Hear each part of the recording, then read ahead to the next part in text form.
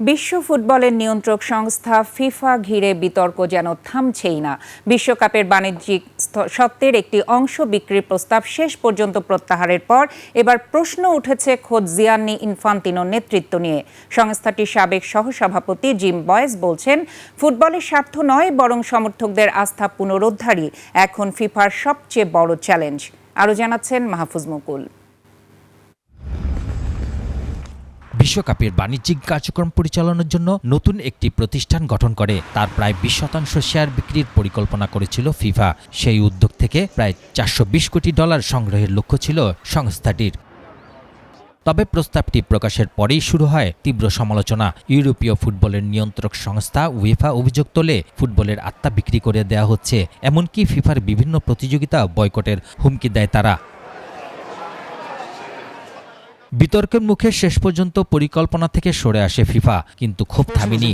রয়টার্সকে দেয়া সাক্ষাৎকারে ফিফার সাবেক সভাপতি জিম বয়েস বলেন, একটি অলাভজনক সংস্থার বাইরের বিনিয়োগকারীর প্রয়োজন নেই। এটি কোনোভাবেই বিনিয়োগকারীদের কাছে বিক্রি করা উচিত নয়। কেউ বিনিয়োগ করলে লাভের প্রত্যাশাই করবে, কিন্তু ফিফা একটি অলাভজনক প্রতিষ্ঠান। বিশ্বজুড়ে ফুটবলের উন্নয়নে তাদের বাইরের বিনিয়োগকারীর প্রয়োজন নেই।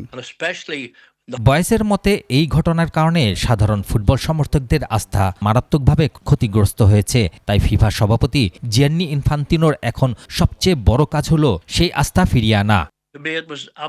আমি মনে করি সাধারণ ফুটবল সমর্থকরা এই ঘটনায় ভীষণ হতাশ। এখন তারা দেখতে চায় এই ক্ষতি কিভাবে পুষিয়ে নেওয়া যায়। ফিফা সভাপতির পদ অত্যন্ত গুরুত্বপূর্ণ। নিজের অবস্থান ধরে রাখতে চাইলে তাকে এই ক্ষতি কাটিয়ে ওঠার কাজ শুরু করতে হবে। আমার কাছে পুরো প্রস্তাবটাই ছিল একেবারে হাস্যকর।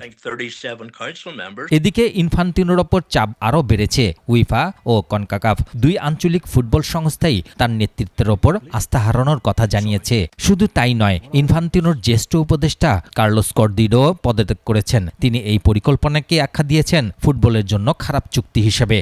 আগামী বছরে ফিফা সভাপতির নির্বাচন। 2016 সালে সেপ ব্ল্যাটারের উত্তরসূরি হিসেবে দায়িত্ব নেয়া ইনফান্তিনো টানা 2 বার বিনা প্রতিদ্বন্দ্বিতায় নির্বাচিত হয়েছেন। 2027 থেকে 2031 মেয়াদের এই নির্বাচন মরক্কোতে হওয়ার কথা। মাহফুজ মুকুল, 21 টেলিভিশন।